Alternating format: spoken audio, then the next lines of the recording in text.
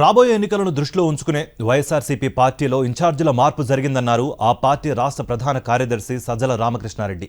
సామాజిక వర్గాల వారీగా ప్రాధాన్యం కల్పించడంలో భాగంగానే సీఎం జగన్ ఇన్ఛార్జీల మార్పు చేశారని తెలిపారు. ఎల్లో మీడియా పవన్ కళ్యాణ్ను నమ్ముకుని రాజకీయం చేస్తున్న చంద్రబాబుకు సీఎం జగన్ను విమర్శించే అర్హత లేదన్నారు. ఎవరికైతే ఇంతకంటే మెరుగైన అవకాశాలు ఇంకో దగ్గర ఉంటేనో లేదా దీనికంటే డిఫరెంట్ బాధ్యతలు వాళ్ళకి చెప్పి ఇక్కడ ఇంకోరిని తీసుకొస్తే ఉపయోగం ఉంటుంది అనుకోను.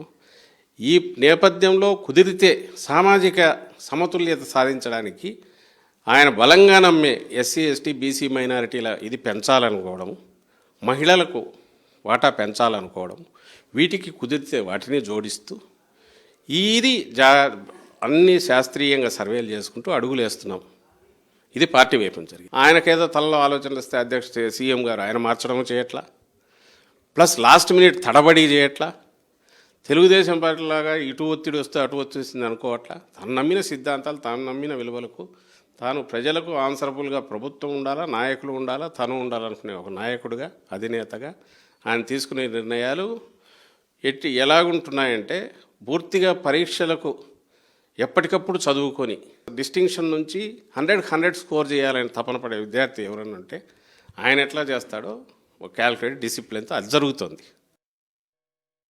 పార్టీ నాయకులు కానీ వాళ్ళు చేయాలి సీరియస్ పొలిటికల్ పార్టీ అనుకుంటే వాళ్ళు చేయాల్సింది ఏంది, 175కి అసలు అభ్యర్థులు ఉన్నారు లేదు ముందు చూసుకోవాలి. జగన్మోహన్ రెడ్డి గారు ఏం చేస్తున్నారో చూసి దాన్ని తప్పు పట్టడం ద్వారా తను స్కోర్ చేయాలని చూసేవాడు.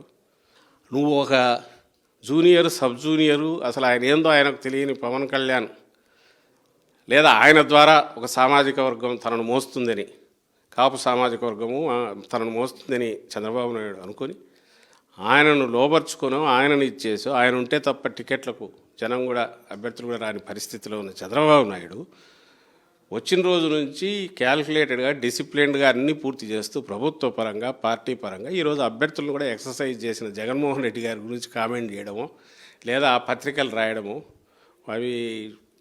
వాటి ఏమనాలో మాకు అర్థం కాదు.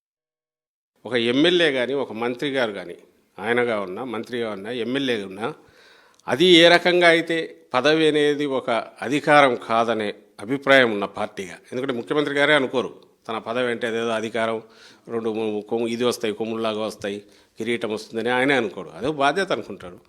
అట్లాగే అదొక బాధ్యత అయినప్పుడు దానికి ఏమాత్రం తీసిపోని బాధ్యత పార్టీ పదవి కావచ్చు, పార్టీపరమైన బాధ్యత కావచ్చు, సీనియర్ కార్యకర్తలకు ఉండే బాధ్యతలు కావచ్చు. సో ఇందులో ఇది తీసినంత మాత్రాన ఒకటేదో ఫెయిల్ చేసినట్టో ఇది వచ్చినంత మాత్రాన వాళ్ళ కిరీటం పెట్టినట్టో కాదు. అలాగే ఒక నాయకుడు ఉన్న తర్వాత నాయకుడితో ఉన్నవాళ్ళు ఖచ్చితంగా మనం ఒకరితో కలిసి పనిచేస్తున్నప్పుడు ఆయన కాదు ఇంకొకరు వచ్చినప్పుడు డిస్లొకేషన్ వస్తుంది, ఇబ్బంది ఫీల్ అయినప్పుడు హర్ట్ అవుతాం. అయ్యో ఈయన లేడే ఎట్లా అనేది రావచ్చు. అలాంటి వాళ్ళకి అపోహలు ఉంటే వాళ్ళకు మీరు అన్నట్టు పిలిచి మాట్లాడడము, వాతావరణం చక్కదిద్దడం ఇది చేయడం జరుగుతుంది. ఏ రాజకీయ పార్టీలో అయినా జరుగుతుంది, నీట్గా జరుగుతుంది, బాగా జరుగుతుంది. అండ్ ప్రజల ఆశీస్సులు ఉన్నాయి, పాజిటివ్ ఓటు ఉంది. ఇది యాంటీ ఇన్కంబెన్సీ కాదు, పాజిటివ్ ఇన్కంబెన్సీ ఉంది, ప్రో ఇన్కంబెన్సీ ఉంది. ఆ ఓటు రేపు కనపడుతుంది, ఇన్నాళ్ళు కనపడుతుంది, రేపు ఎన్నికల్లో కూడా అది కనపడుతుంది.